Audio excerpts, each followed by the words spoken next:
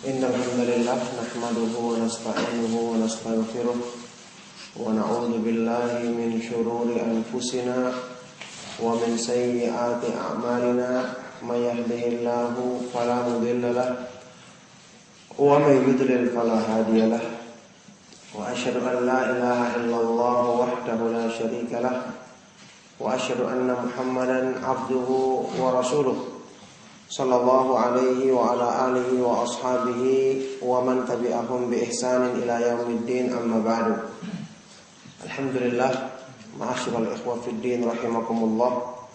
Kembali kita bertemu di majelis ini dalam rangka untuk saling menasihati dalam kebaikan dan ketakwaan, dan segala puji bagi Allah Subhanahu wa taala yang memudahkan kita dan selalu memberikan petunjuk kepada kita.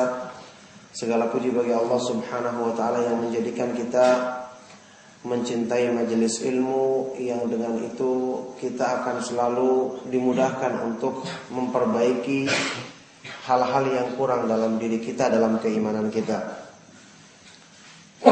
Hadis yang terkenal dari Nabi sallallahu alaihi wasallam, riwayat Bukhari Muslim. Sabda Nabi sallallahu alaihi wasallam, "Thalathun man kunna fihi wajada bihinna halawatal iman. Ay yakuna Allahu wa rasuluhu ahabba ilaihi mimma siwahuma, wa ay yuhibbal mar'a la yuhibbuhu illa lillah, wa ay yakraha ay ya'uda fil kufri ba'da id anqadhahu Allahu kama yakrahu ay yuqdhafa fin nar." Ada tiga perkara, ada tiga sifat. Barang siapa yang memilikinya, maka dia akan merasakan kemanisan iman. Pertama, dengan dia menjadikan Allah Subhanahu wa ta'ala dan Rasulnya lebih dicintainya daripada segala sesuatu yang selainnya. Yang kedua, dia mencintai manusia semata-mata karena Allah. Kemudian yang ketiga, dia benci atau enggan untuk kembali kepada kekufuran, kembali kepada keburukan setelah Allah menyelamatkan dia darinya, sebagaimana dia enggan untuk dicampakkan ke dalam api. Ini hadis sahih riwayat Imam Bukhari dan Muslim yang menunjukkan kepada kita tentang agungnya kedudukan cinta kepada Allah Subhanahu wa ta'ala dan mencintai manusia karena Allah. Inilah yang disebut-sebut oleh para ulama sebagai ruhul iman, hakikatut tauhid, ainut ta'abbud, asasut taqarrub. Cinta kepada Allah itu adalah ruhnya keimanan. Cinta kepada Allah itulah yang namanya hakikatut tauhid. Cinta kepada Allah itu dialah yang merupakan inti dari penghambaan diri serta landasan dari taqarrub, mendekatkan diri kepada Allah. Inilah yang menjadikan tingkatan-tingkatan dan kedudukan-kedudukan manusia di hadapan Allah Subhanahu wa taala berbeda-beda. Di hadapan Allah Subhanahu wa taala berbeda-beda. Saya pernah ingatkan dulu ucapannya Bakar bin Abdullah Al-Muzani tentang apa sebab yang menjadikan Abu Bakar As-Siddiq radhiyallahu taala anhu mengungguli keutamaan para sahabat yang lainnya, bahkan semua kaum muslimin setelah nabinya Nabi Muhammad sallallahu alaihi wasallam. Beliau mengatakan, "Ma sabaqahum Abu Bakrin bi kasrati salatin wala siyamin wala shadaqatin, walakin bi syai'in waqara fi qalbihi." Tidaklah Abu Bakar As-Siddiq radhiyallahu taala anhu mendahului keutamaan para sahabat yang lainnya. Tidaklah beliau mencapai semua itu dengan banyaknya salat, banyaknya puasa dan banyaknya sedekah, tetapi karena kuatnya sesuatu yang ada dalam hati beliau. Waktu ditanya apa yang ada dalam hati beliau adalah mahabbatullah wa nushu likulli muslim, kecintaan kepada Allah dan nasihat bagi setiap muslim. Jadi yang mempengaruhi kekuatan iman atau yang menjadikan kedudukan seorang itu tinggi adalah ketika dia beribadah kepada Allah dengan cinta. sehingga ibadah itu dinikmatinya. Seseorang kalau dia melakukan sesuatu dengan cinta dalam kehidupan kita sehari-hari karena senang dan gembira, itu sesuatu yang tadinya berat pun akan terasa ringan. Akan terasa ringan. Sesuatu yang tadinya berat pun akan terasa ringan. Maka ini nanti orang-orang yang beribadah kepada Allah Subhanahu wa taala atau diuji di jalan Allah karena ada kecintaan dalam dirinya, maka segala sesuatu itu akan dirasanya ringan. Akan dirasakan justru dia semakin semangat untuk melakukannya, karena itu untuk membuktikan kesungguhan cintanya dia kepada Allah Subhanahu wa taala. Inilah yang menjadikan manusia itu hidupnya semakin indah, ibadahnya semakin berarti. Ujian-ujian yang dijalaninya juga akan semakin menguatkan imannya dan kecintaannya kepada Allah Subhanahu wa taala. Mungkin saya pernah nukilkan Ibnu Qayyim rahimahullah taala waktu membawakan athar dari Umar ibn Khattab radhiyallahu taala anhu, sewaktu beliau ditanya tentang dua orang manusia yang mana yang lebih utama. Orang yang ketika dia menempuh jalan Allah, dia cuma lurus-lurus saja, tidak ada ujian, tidak ada tarikan dari nafsu, lurus-lurus saja. Orang yang kedua ketika dia menempuh jalan Allah, kadang-kadang dia ditarik oleh hawa nafsunya, tapi dia berjuang untuk menundukkan hawa nafsu tersebut, berjuang untuk lebih mengutamakan kecintaan kepada Allah, sehingga dia terkesan jatuh bangun. Maka dikatakan oleh Umar ibn Khattab waktu menjawab pertanyaan ini, orang kedualah yang lebih utama. Kenapa? Karena dia adalah minal ladzina imtahanallahu qulubahum littaqwa lahum maghfiratun wa ajrun 'adzim. Dia termasuk orang-orang yang sengaja Allah uji hatinya untuk Allah berikan ketakwaan kepadanya. Dia akan mendapatkan pengampunan dan pahala yang agung. Nah, orang yang kedua ini kelihatannya dia terkadang ditarik nafsunya, tetapi karena dia berjuang untuk menundukkan hawa nafsunya, mendahulukan kecintaan kepada Allah, maka dia lebih utama. Allah Subhanahu wa taala sengaja uji hatinya, uji keimanannya untuk semakin disempurnakan kecintaannya kepada Allah. Nah, inilah inti daripada penghambaan diri kepada Allah Subhanahu wa taala. Oleh karena itu ya ikhwatu fillah, pandangannya orang-orang yang mengenal sunnah, mengenal petunjuk Allah, itu bagaimana cara untuk menyempurnakan ibadah. Bagaimana caranya untuk menjadikan penghambaan diri kepada Allah itu lebih bernilai. Tidak cuma sekedar kayak kita menjalankan rutinitas yang tanpa arti atau tanpa makna. Nah, inilah yang menjadikan orang-orang yang berilmu mengenal petunjuk Allah dibedakan dengan yang lain. Dibedakan dengan yang lain. Dan ini termasuk di antara ciri-ciri orang-orang yang hatinya itu sehat. Jiwanya itu benar. Hatinya jauh dari penyakit-penyakit hati. Seperti kalau kita baca keterangan Ibnu Qayyim rahimahullah ta'ala. Jadi, ayyakuna ihtimamuhum fi tashihil amali akbar min ihtimamihim bitakthiril amal. Perhatian mereka untuk memperbaiki kualitas amal lebih besar daripada sekedar memperbanyaknya. Nah, orang-orang yang tidak mengenal petunjuk Allah, tidak mengenal sunnah, perhatian mereka sekedar memperbanyak. Adapun isinya atau nilainya, kandungannya itu kurang diperhatikan oleh mereka. Maka disinilah fungsinya keimanan. Disinilah fungsinya kita belajar tauhid. Disinilah fungsinya kita mengenal kandungan nama-nama dan sifat-sifat Allah Subhanahu wa taala. Allah Subhanahu wa taala jelas menjadikan petunjuk dari dalam ayat-ayat Al-Qur'an yang terbesar adalah tujuannya untuk ini, mewujudkan kecintaan manusia kepada Allah Subhanahu wa taala. Bahkan ini merupakan hidayah yang terbesar yang Allah berikan kepada manusia. Makanya di antara Asmaul Husna yang sangat agung kandungannya adalah kita mengenal makna nama Allah Subhanahu wa taala Al-Wadud. yang maha mencintai dan dicintai hamba-hambanya. Al-Wadud artinya al-mutawaddidu ila khalqihi.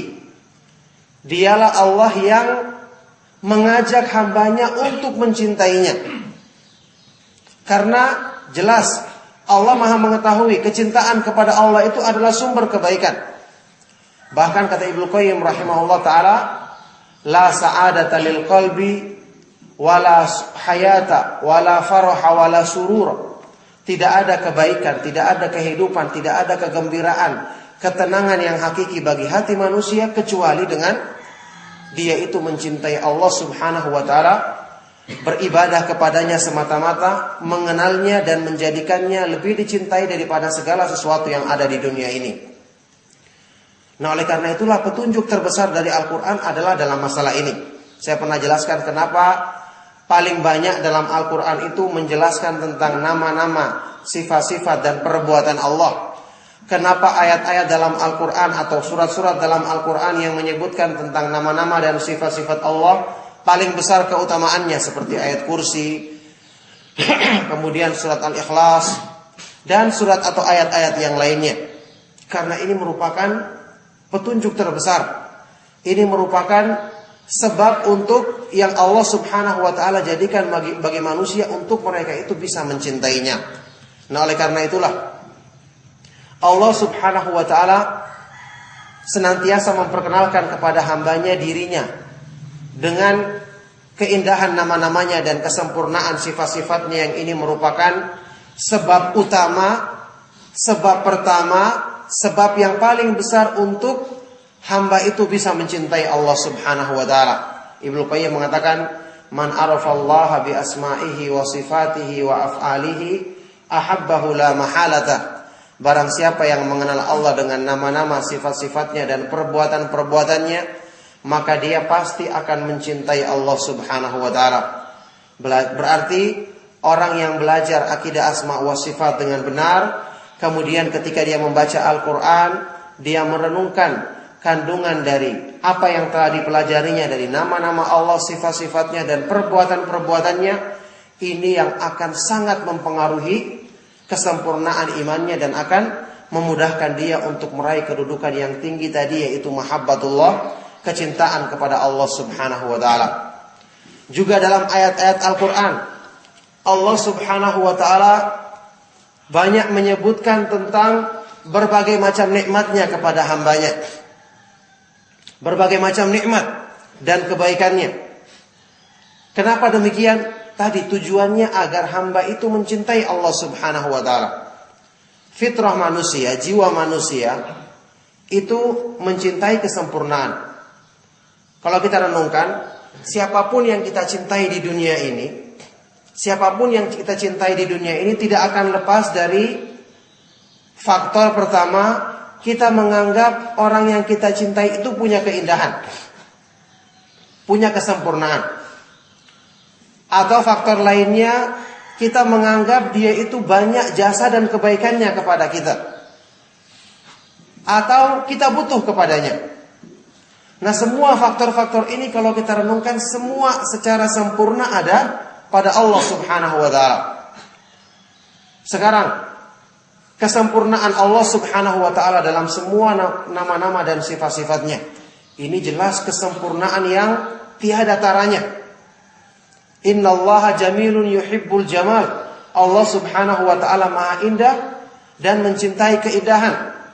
Maka orang yang mendalami pemahaman tentang tauhid, nama-nama dan sifat-sifat Allah, dia akan mengenal kesempurnaan dan keindahan Allah yang akan semakin membangkitkan kecintaannya. Kemudian dari sisi kebaikan, dari sisi karam, kedermawanan, jud, ya, kebaikan yang Allah berikan kepada kita, maka tidak ada satupun makhluk yang sempurna kebaikannya. Karena makhluk itu bagaimanapun juga dia butuh kepada orang lain. Kalau dia berbuat kebaik kepada kita, mesti ada imbalannya, ada pamrihnya. Tidak ada makhluk itu yang bisa berbuat baik sama seseorang tanpa ada pamrih sama sekali.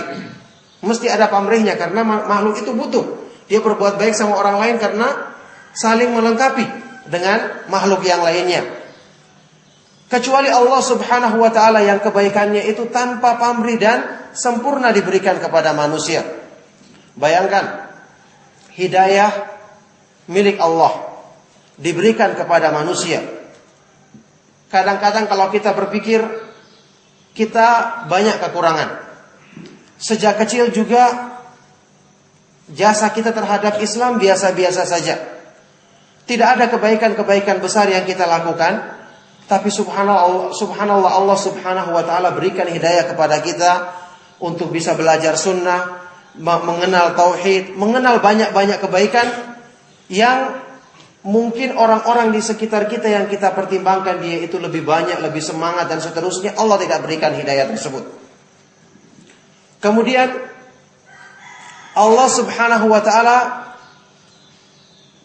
menurunkan Islam, petunjuknya kepada manusia untuk mengajak mereka ke jalannya, agar mereka bisa menyempurnakan keimanan, menyempurnakan ketakwaan kepada Allah.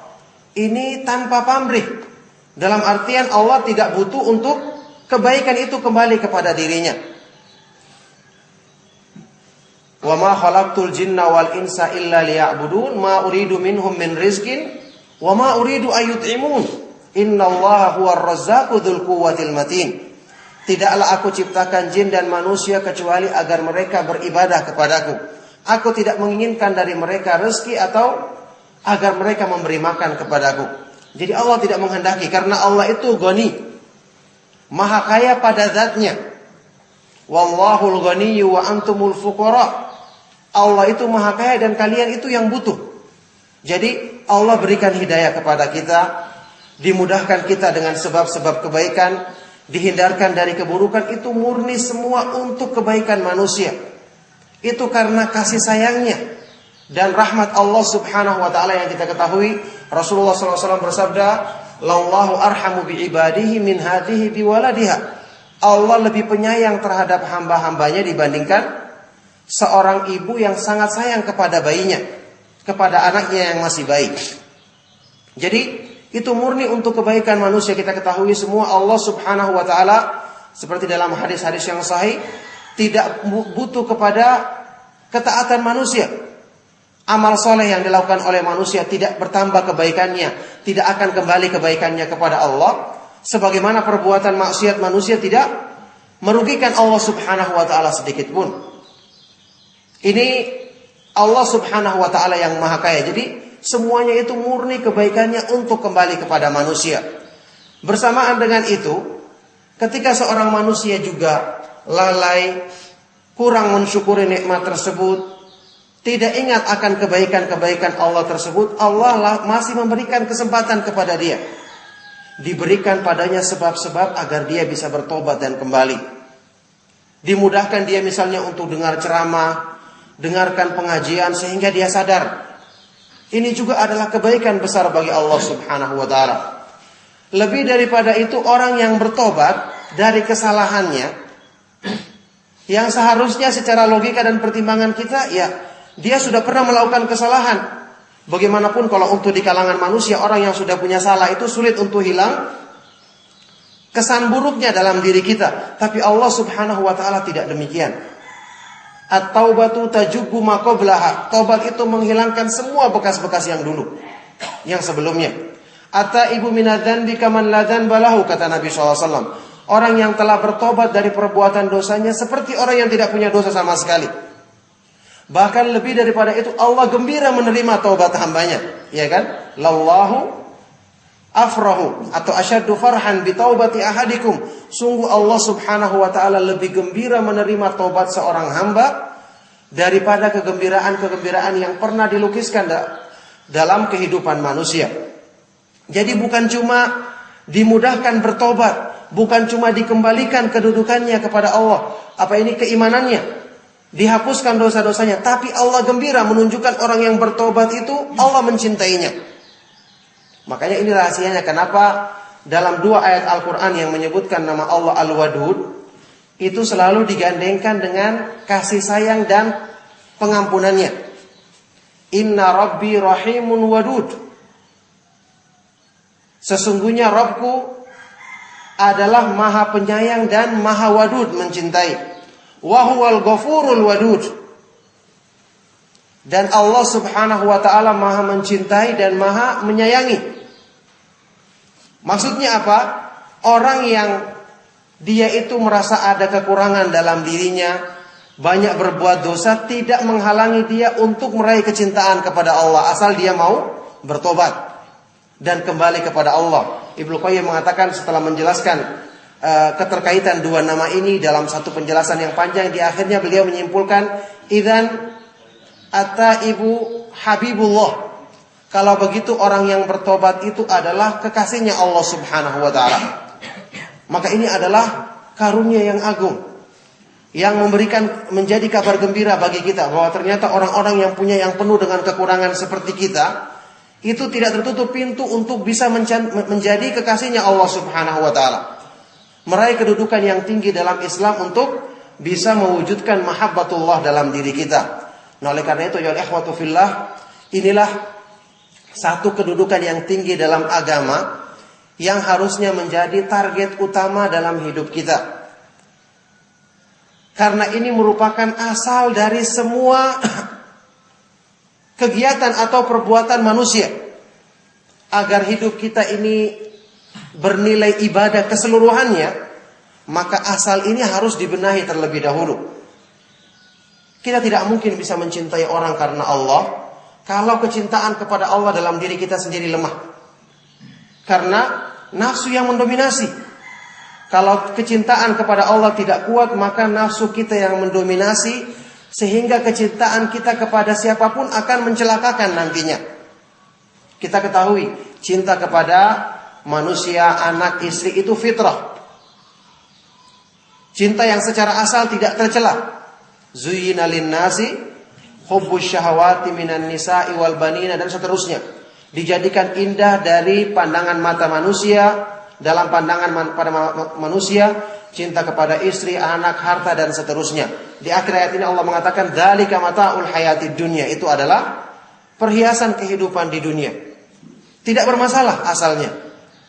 Tetapi kalau tidak dikendalikan dengan iman yang benar, itu jadi malapetaka. Buktinya dalam ayat lain Allah berfirman, inna min azwajikum wa auladikum aduwwan lakum.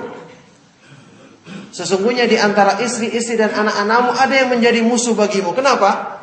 Kecintaan kepada yang bersifat fitrah tadi bisa melampaui batas kalau tidak dikontrol dengan keimanan, kalau tidak dilandasi dengan kecintaan kepada Allah. Itulah sebabnya yang saya pernah terangkan dalam kajian kita juga, semua bentuk kasih sayang di dunia ini di akhirat nanti berujung permusuhan, kecuali orang-orang yang bertakwa. Al-akhillau yawma idzin ba'duhum li ba'din adu illal muttaqin. Orang-orang yang berkasih sayang sewaktu di dunia, di akhirat nanti semua menjadi permusuhan kecuali orang-orang yang bertakwa. Nah, inilah semua kegiatan yang kita lakukan, baik itu kegiatan agama maupun kegiatan dunia, akan sangat sulit kita arahkan untuk ikhlas kepada Allah, untuk dalam rangka mencari keridhaan Allah, kalau dalam diri kita masih didominasi dengan hawa nafsu atau kecintaan kepada Allah Subhanahu wa taala kita lemah. Maka inilah asal dari segala sesuatu. Makanya untuk bisa menjadikan kegiatan kita, tekad kita, pikiran kita selalu dalam berhubungan sama manusia benar-benar ditujukan kepada Allah Subhanahu wa taala untuk menyempurnakan kecintaan kita kepada Allah, maka asal ini harus kita benarkan, yaitu kecintaan kepada Allah. Oleh karena itulah yang saya pernah nukilkan doanya Nabi sallallahu alaihi wasallam, Allahumma inni as'aluka hubbaka wa hubba man yuhibbuka wa hubba kulli amalin yuqarribuni ila hubbika. Ya Allah, aku meminta kepadamu kecintaan kepadamu, kecintaan kepada orang-orang yang mencintaimu, dan kecintaan kepada semua amalan yang mendekatkanku kepada cinta kepadamu. Inilah mereka-mereka yang bisa menjadikan misalnya tidurnya itu diniatkan untuk Allah, karena hatinya dipenuhi dengan kecintaan kepada Allah, sehingga waktu tidur pun diniatkan untuk bisa menguatkan ibadah, bisa untuk menguatkan dirinya dalam takwa kepada Allah. Waktu makan pun diniatkan untuk bisa menguatkan tubuhnya agar bisa melayani Allah Subhanahu wa taala dengan beribadah kepadanya. Nah, inilah asal yang perlu kita benahi dalam diri kita.